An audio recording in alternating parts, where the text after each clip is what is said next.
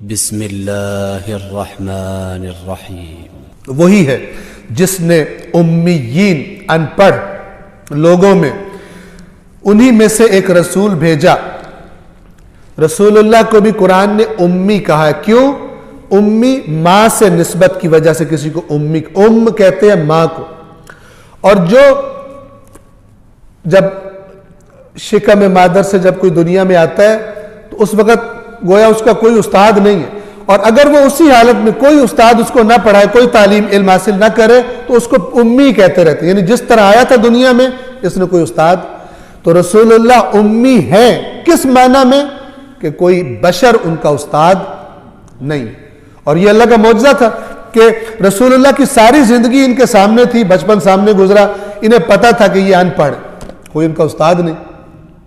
مکہ چھوٹا سا گاؤں تھا، اور جن کو گاؤں کا پتہ ہے ایک دوسرے کو سب لوگ جانتے ہوتے۔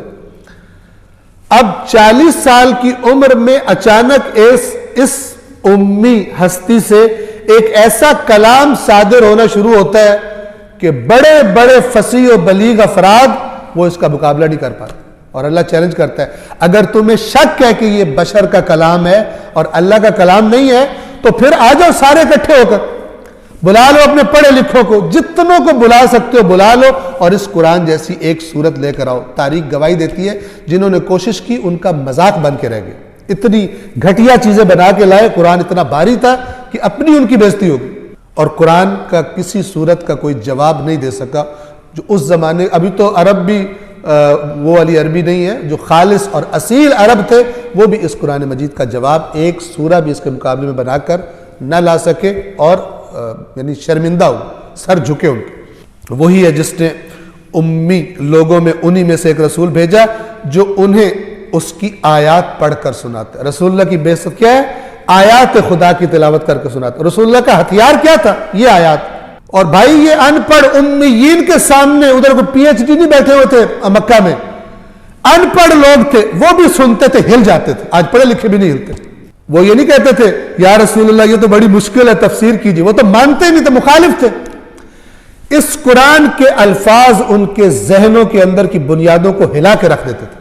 وہ نہیں کہتے تھے کہ یہ تو عربی کے ایک ایک معنی، ایک ایک لفظ کے 10 میننگ ہوتے ہیں، آپ کی کیا مراد ہے اس سے؟ لغویات قرآن سے دور ہٹانے کے لوگوں کو اتنا سمجھ آتا تھا کہ ان کے دماغ ہل جاتے تھے اور کہتے تھے یہ بات حق۔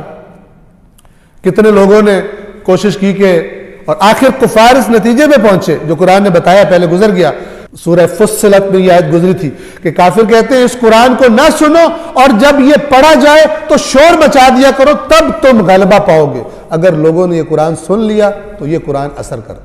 کبھی کہتے تھے جادو ہے۔ کیوں جادو؟ اس لیے کہ اثر کرتا تھا۔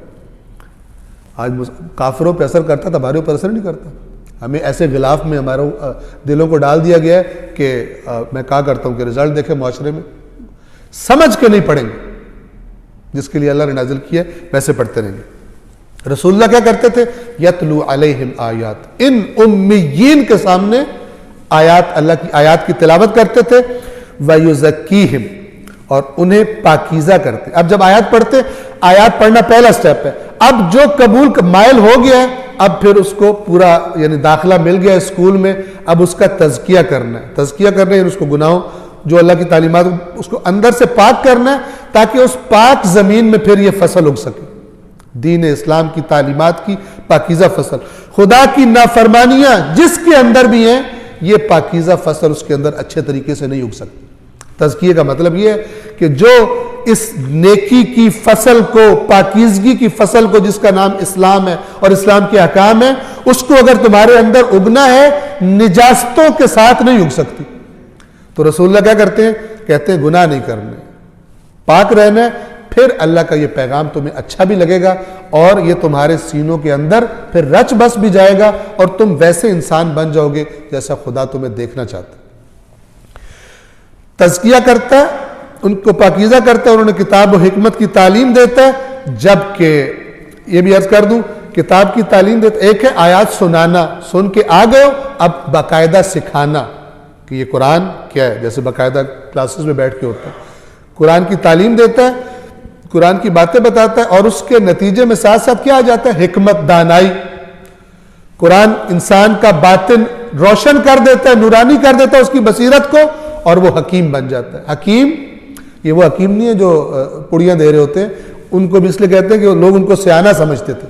حکیم یعنی سمجھدار، حکمت والا یعنی سمجھدار، دانا، جو باتوں کو اچھی طرح سے سمجھ لیتا ہے۔ تو یہ اللہ کی کتاب انسان کو ایسا نور بصیرت عطا کرتی ہے کہ وہ صاحب حکمت ہو جاتا ہے، سیانہ ہو جاتا ہے، سمجھدار ہو جاتا ہے، گہرائی تک چیزوں کو دیکھ لیتا ہے۔ جو حدیث میں ہے نا، المؤمن ينظر بنور اللہ، مومن اللہ کے نور سے دیکھتا ہے، وہ یہ نور ہے۔ وہ دنیا کی چیزوں کو اس طرح دیکھتا ہے جس طرح دنیا بنانے والے نے اپنی کتاب میں بتایا یہ دنیا یہ ہے، نہ کہ دنیا کے پیچھے پاگل ہو جاتا ہوں، اسی کو سب کچھ سمجھ بیٹھتا ہوں۔